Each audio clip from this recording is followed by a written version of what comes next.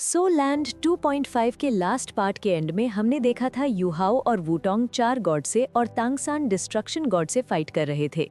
तो चलिए video start करते हैं। गॉड ऑफ प्राइड का हमला छोड़ने के बाद वो खुद एक पल को जम गया। हाँ, गॉड रियल में कोई भी गॉड मारा नहीं जा सकता। अगर किसी गॉड की मौत हुई तो सीधा डिवाइन पनिशमेंट गिलेगा और वो मजाक नहीं होता। लेकिन अब रुकना बहुत देर हो चुकी थी। World defying 9th heavenly God thunder सीधे गॉड ऑफ वॉर और गॉड ऑफ स्पीड के सामने पहुंच चुका था। आसपास की स्पेस पूरी तरह डिस्टॉर्ट हो गई। थंडर और लाइटनिंग की नीली लकीरें उनके शरीर पर पड़कर उन्हें डार्क ब्लू बना रही थीं। लेकिन चारों ओरिजिनल सिन गॉड्स ने उनके चेहरे पर जरा भी डर नहीं देखा। अचानक गॉड ऑफ स्पीड बियाओ रान एक फुर्तीली बिल्ली की तरह मुड़कर गॉड ऑफ वॉर की बाहों में सिमट गई और अगले ही पल उन दोनों से एक अत्यंत शुद्ध सफेद रोशनी फूट पड़ी। उनकी औराज एक साथ एक्सप्लोड हो गई। चारों ओरिजिनल सिन गॉड्स की आंखों के सामने दोनों के 5 रिंग हैलोज आपस में मर्ज होने लगे और तभी world defying 9th haven thunder उस सफेद रोशनी के सामने एक पल के लिए रुक गया।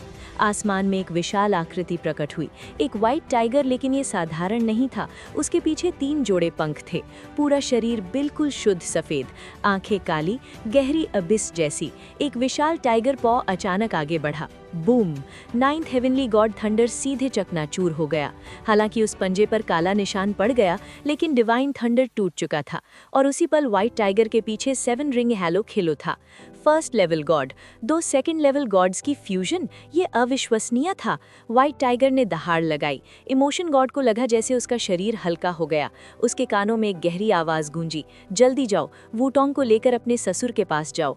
अगले ही पल व्हाइट टाइगर एक अत्यंत शक्तिशाली सफेद गोले में बदल गया और सीधे आसमान की बैरियर से टकराया।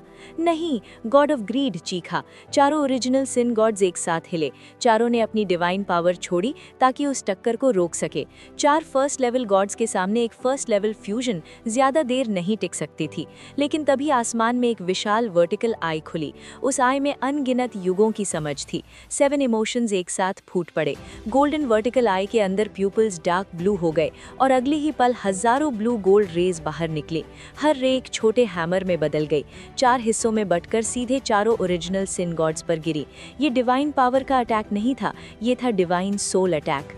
चारों ओरिजिनल सिन गॉड्स के चेहरे एक साथ बदल गए। इमोशन गॉड ने गॉड रियल में आज तक अपनी सोल स्ट्रेंथ कभी दिखाई ही नहीं थी। ह्यूमन वर्ल्ड में उसकी मेंटल पावर स्ट्रॉन्ग थी, लेकिन डिवाइन सोल बनने के बाद ये इतनी खतरनाक होगी, ये किसी ने नहीं सोचा था। Joy, anger, sorrow, love, hate भावनाएं ओरिजिनल सिन गॉड्स की सोल्स में घुस गईं। वो रेजिस्ट कर सकते थे, लेकिन पूरी तरह नहीं। डिवाइन पावर आउटपुट टूट गया, बैरियर कमजोर पड़ गई। मंत्रा इन नथिंगनेस स्पिरिचुअल स्टॉर्म, ये था इमोशन गॉड और बटरफ्लाई गॉड का सोल फ्यूजन स्किल। उसी पल वर्टिकल आई बदली। अब वहां सिर्फ बटरफ्लाई गॉडेस थी, लेकिन वो अब पहले जैसी नहीं थी। उसकी पिंक ब्लू आंखें काली हो चुकी थीं। बटरफ्लाई विंग्स गायब थीं। उनकी जगह हल्की सी आइस मिस्ट थी। ह्यूमन वर्ल्ड में इमोशन गॉड और बटरफ्लाई गॉड 2-2 मार्शल सोल्स रखते थे, इसलिए उनकी सोल फ्यूजन स्किल्स 4 थीं। ये थी दूसरी। फ्रॉस्ट में एकला नृत्य, रंग बिरंगा प्रकाश वस्त्र। बटरफ्लाई गॉडेस अब गॉडेस ऑफ लाइट बन चुकी थी। उसने नीचे खड़े अपने माता पिता को एक आखिरी बार देखा और पलट गई। गोल्डन लाइट बनकर आसमान की ओर उड़ गई। इमोशन गॉड जानता था अगर वो अभी अपने पेरेंट्स को भी ले गया तो कोई भी नहीं बचेगा। पहले सील से बाहर निकलना जरूरी था और गॉड रियल में गॉड को सीधे मारा नहीं जा सकता। कम से कम अभी उनके माता पिता सेफ थे। और तभी बूम! आसमान में गॉड ऑफ वॉर और गॉड ऑफ स्पीड की soul fusion technique Nether White Tiger पूरी ताकत से बैरियर से टकरा चुका था। इमोशन गॉड और बटरफ्लाई गॉडेस की सोल स्टॉर्म की वजह से बैरियर कुछ पल के लिए ढीली पड़ी और उसी पल नेदर व्हाइट टाइगर की जोरदार टक्कर से आसमान में एक छोटा सा गैप खुल गया। लेकिन इस टक्कर की रीबाउंड फोर्स ने व्हाइट टाइगर को पीछे उछाल दिया।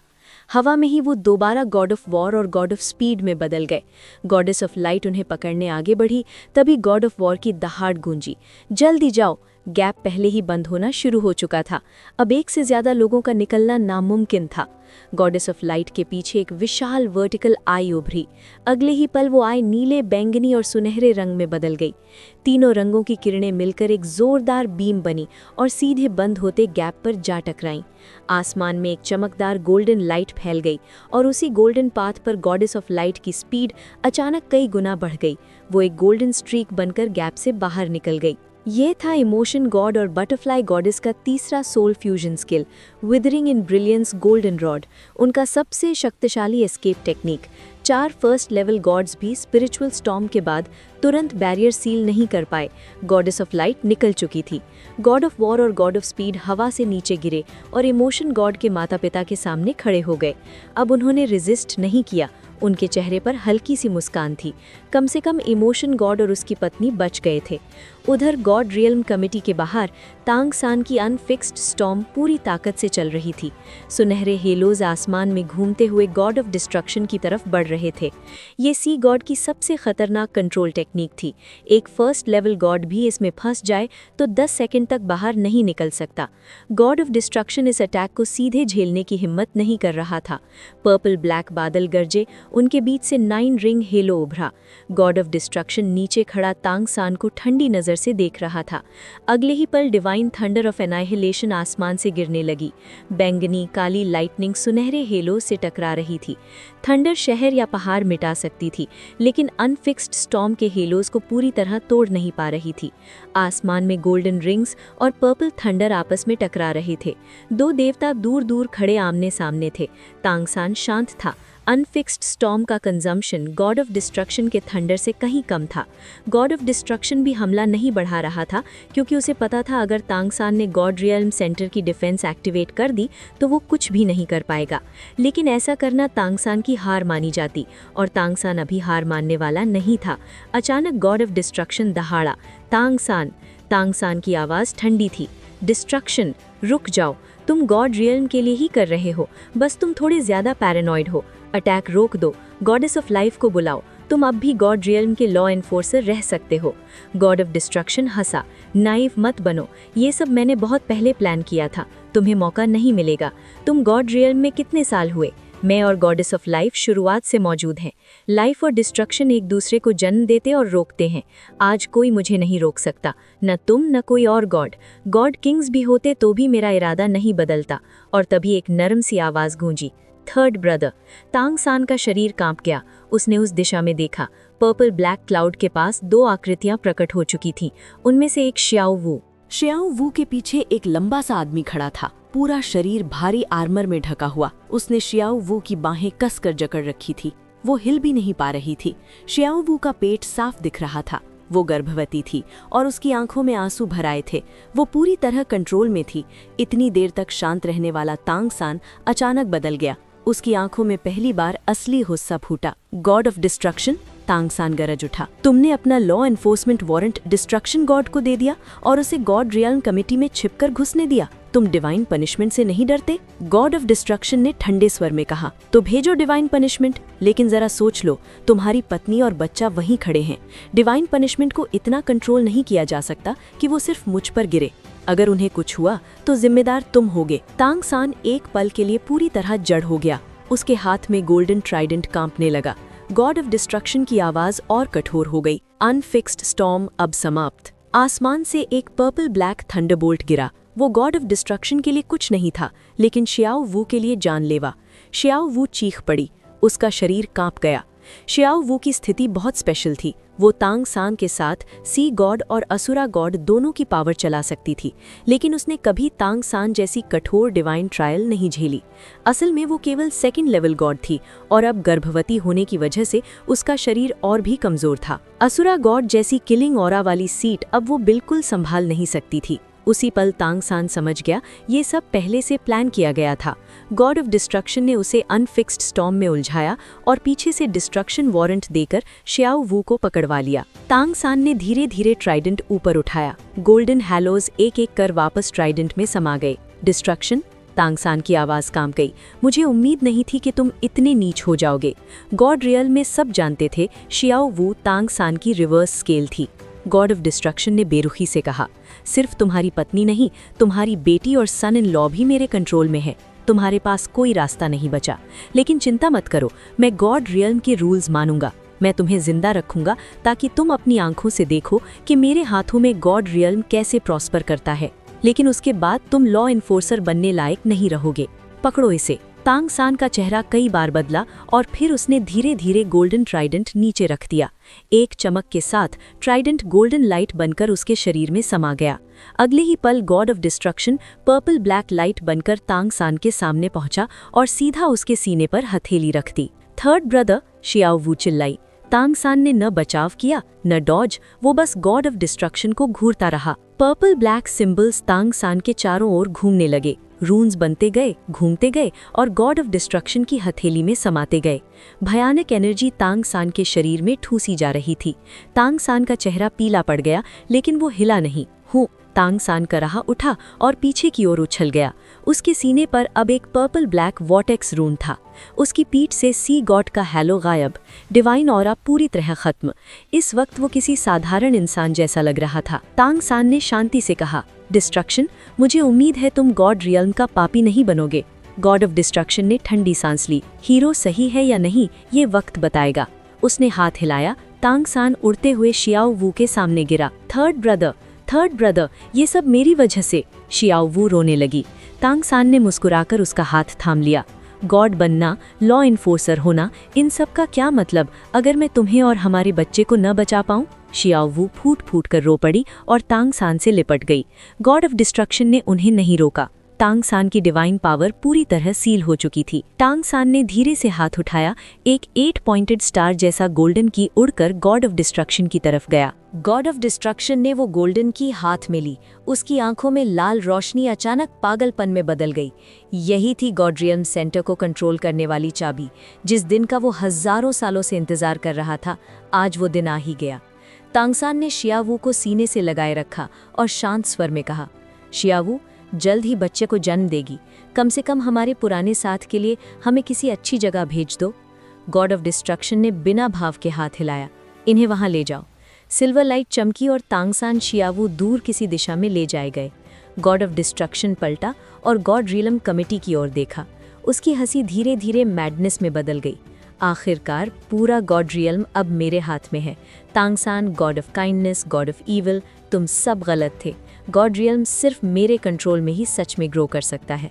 अगले ही पल वो गॉड रियल्म कमेटी में समाकर गायब हो गया। कुछ ही देर में पूरा महल पर्पल ब्लैक डिस्ट्रक्शन ऑरा से भर गया। गॉड रियल्म कूप ऑफिशियली स्टार्ट हो गया। उधर गॉड ऑफ इमोशंस और बटरफ्लाई गॉड काफी दूर जाकर क्लाउड सी में रुके। वो बच तो गए थे, लेकिन हालात बहुत खराब थे। बटरफ्लाई गॉड घबराई। यूहाओ, अब क्या करें? गॉड ऑफ इमोशंस गंभीर था। अगर destruction God God realm centre पर कब्जा कर चुका है तो हम कहीं भी छुप जाएं वो हमें ढूंढ लेगा। हमें अभी पूरे गॉड रियल्म में सच फैलाना होगा। बटरफ्लाई गॉड बोली, पर पापा इतने कमजोर नहीं है, उनके पास सेंटर था। यूहाओ ने उसका हाथ कसकर पकड़ा। वूतोंग, अगर डिस्ट्रक्शन गॉड ने ये कदम उठाया है तो वो पूरी तैयारी के बिना नहीं आया हो सकता। पापा पूरी तरह हारे न हो, लेकिन खतरा बहुत बड़ा है। बटरफ्लाई गॉड ने गहरी सांस ली। लेकिन गॉड रियल्म की असली पीक पावर तो अभी भी God of kindness, God of evil, goddess of life, ये सब है। डिस्ट्रक्शन गॉड अकेला कैसे सब कंट्रोल कर सकता है? यूहाओ ने सिर हिलाया। अभी अंदाजा लगाना बेकार है। पापा से कांटेक्ट करो, अगर जवाब मिला तो हमें रास्ता मिल जाएगा। बटरफ्लाई गॉड की आंखें चमकी। हाँ, ये तो मैंने सोचा ही नहीं। उसने आंखें बंद की। पर्पल गोल्ड हेलो उठा। ट्राइडेंट शेप्ड गोल्डन रून उसके माथे पर उभरा। यूहाओ ने भी अपनी सोल पावर फैलानी शुरू की। कुछ पल बाद बटरफ्लाई गॉड का हाथ अचानक कांप गया। यूहाओ ने उसे थाम लिया। गोल्डन लाइट बुझ गई। बटरफ्लाई गॉड की आंखों में आंसू भर आए। यूहाओ, उसकी आवाज़ कांप रही थी, सब वैसा ही है जैसा तुमने सोचा था। डिस्ट्रक्शन गॉड ने पापा को माँ के जरिए धमकाया। पापा और माँ दोनों को कैद कर लिया गया है। पापा की डिवाइन पावर भी सील हो चुकी है। यूहाओ ने उसे सीने से लगा लिया। बटरफ्लाई गॉड रोते हुए बोली, लेकिन पापा ने कहा है कि हमारी सोल में उनकी बची हुई पावर है। कुछ समय तक गॉड रियल्म सेंटर हमें डिटेक्ट नहीं कर पाएगा। हमें तुरंत उनके पास पहुंचना होगा। God realm committee. पूरा हॉल अब पर्पल ब्लैक डिस्ट्रक्शन ऑरा से ढका हुआ था। इतना भारी दबाव कि 7 ओरिजिनल सिन गॉड्स तक अंदर से कांप रहे थे और बीच में गॉड ऑफ डिस्ट्रक्शन काले क्लोक में छुपा हुआ था। उसकी ब्लड रेड आंखें और भी ज्यादा खूंखार लग रही थी। क्या हुआ? उसकी ठंडी आवाज गूंजी।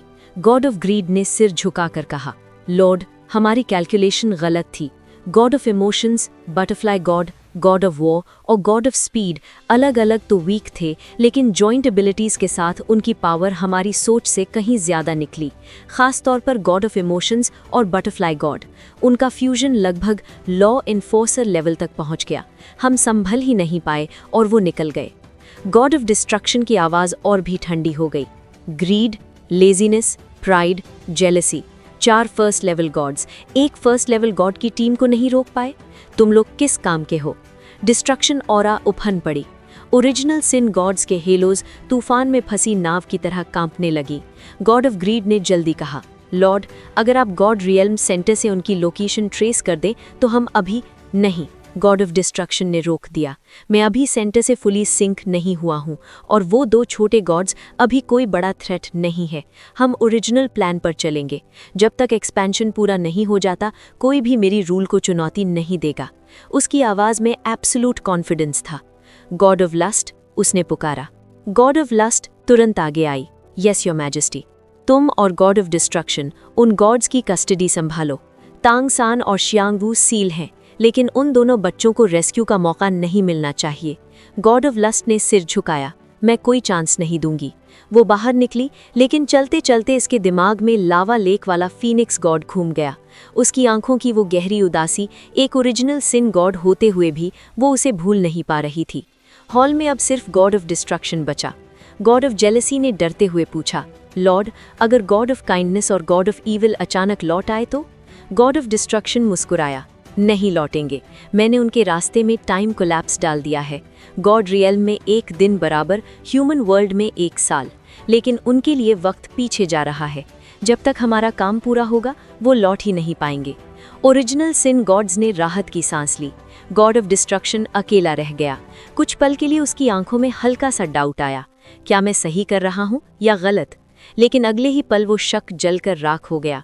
उसकी आंखें फिर से पागलपन से चमक उठी। डिस्ट्रक्शन का अंत क्रिएशन है।